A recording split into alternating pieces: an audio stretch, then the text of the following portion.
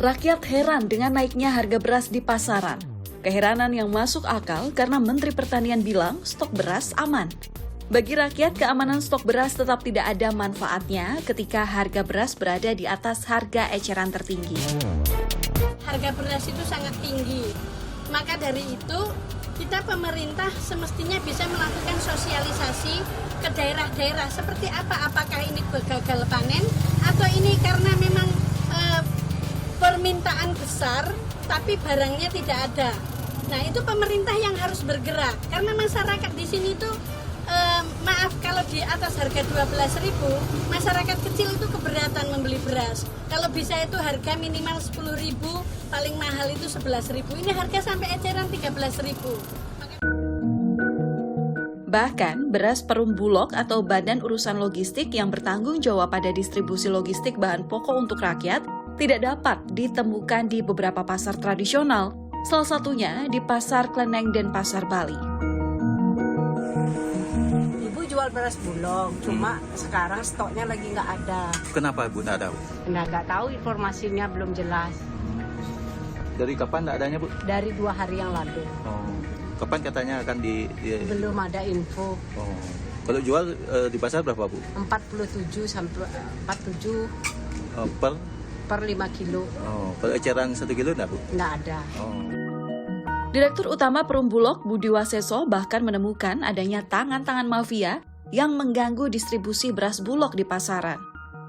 Pada saat itu kita berharap harga head, ya artinya sampai konsumen itu walaupun di beras premium nggak ada operasi pasar oleh Bulog, jadi beras itu sampai kepada konsumen harganya 9.450 sesuai ketentuan pemerintah. Nah ini kita berharap seperti itu dan kita ingin langsung.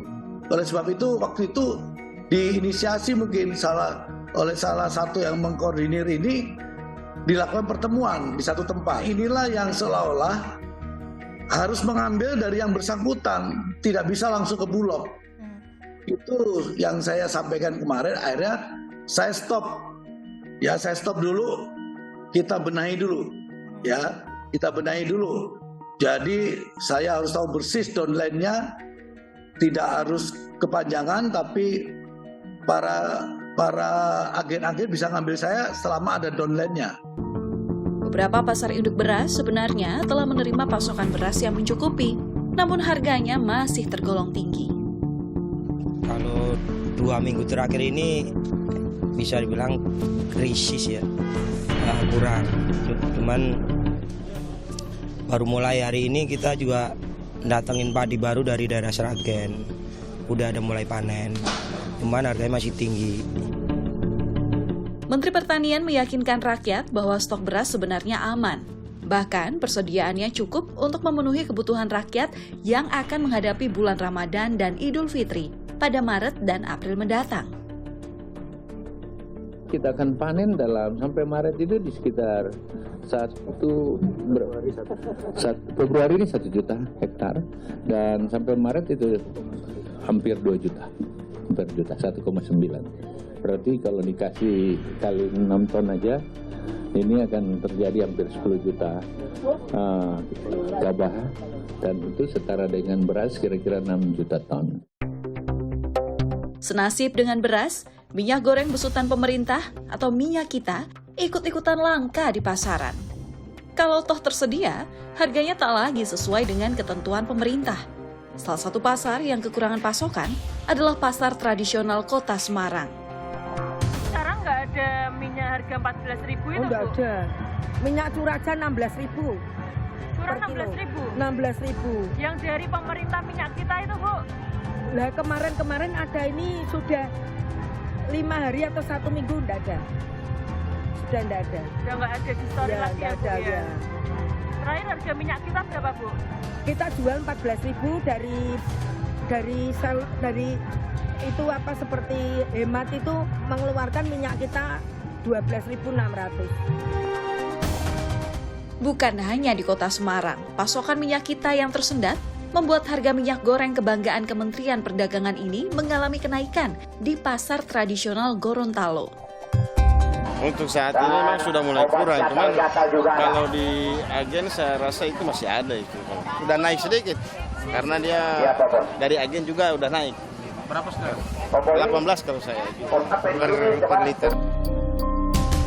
Mengantisipasi keadaan tersebut, Menteri Perdagangan berjanji akan mengatasi kelangkaan pasokan minyak goreng ini pada pertengahan Februari 2023. Ya, jadi semua orang sekarang kalau cari minyak goreng, minyak kita. Jadi ya rebutan kan jatahnya 300.000 ton. Dulu untuk di pasar saja kan. Sekarang masuk supermarket, masuk retail modern, ya jadi barangnya kurang. Nah, caranya gimana? Ini mau lebaran. Ya, saya udah panggil semua kemarin, udah teken tuh semua. Dinaikin suplainya. Kemarin 300.000 ton per bulan, tambah 50% jadi 450.000 ton sebulan. Ya, mudah-mudahan nanti 2 minggu lagi sudah banyak barangnya. Presiden Joko Widodo pun telah mengingatkan potensi kenaikan harga bahan pokok dalam rapat terbatas pencabutan status PPKM 30 Januari lalu, terutama beras dan minyak goreng. Utamanya yang berkaitan dengan inflasi, kenaikan harga-harga barang dan jasa, saya lihat betul-betul harus diwaspadai mengenai yang pertama urusan beras, yang kedua yang berkaitan dengan minyak goreng, sudah dilihat betul. Rakyat belum lagi memasuki bulan Ramadan, tetapi harga kebutuhan pokok sudah merangkak tinggi. Janji antisipasi sebaiknya dilakukan segera agar daya beli rakyat tidak semakin terpuruk dalam menghadapi Ramadan dan Idul Fitri mendatang.